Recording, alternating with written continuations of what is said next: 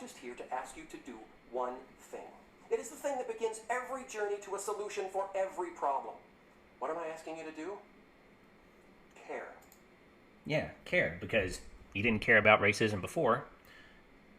Care because you can't know what a black person's struggle is. Care because you can't fix it because you have the job or the school your kids go to or the house you own has been withheld from blacks because of their lived experience and of the things that have happened hundreds of years ago.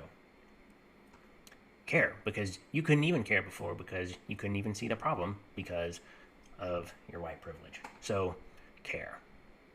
And this is the ethnic Gnostic evil part of his message.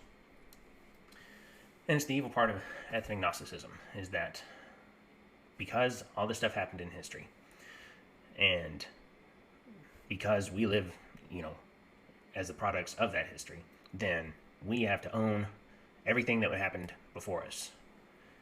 And that's just false. That's not Christ-like. That's not what Christ would do.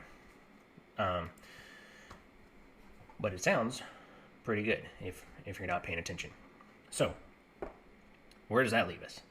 I don't want to just sit here and poke holes in what he's saying, because I think there is a message that should be said.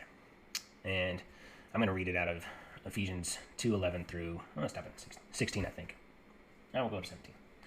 Therefore, remember that formerly you, the Gentiles in the flesh, who were called uncircumcision by the so-called circumcision, which is performed in the flesh by human hands, remember that you were at that time separate from Christ, excluded from the commonwealth of Israel, and strangers to the covenant of promise, having no hope and without God in the world.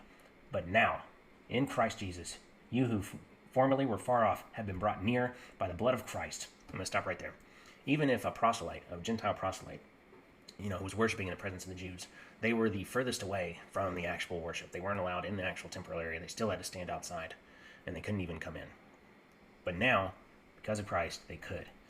Verse 14, for he himself is our peace, who made both groups into one, both the Gentiles and the Jews, made them into one, and broke down the barrier of the dividing wall by abolishing in his flesh the enmity, which is the law of commandments contained in ordinances, so that in himself he might make the two into one new man, thus establishing peace, and might reconcile them both in one body to God through the cross, and by it having put to death the enmity.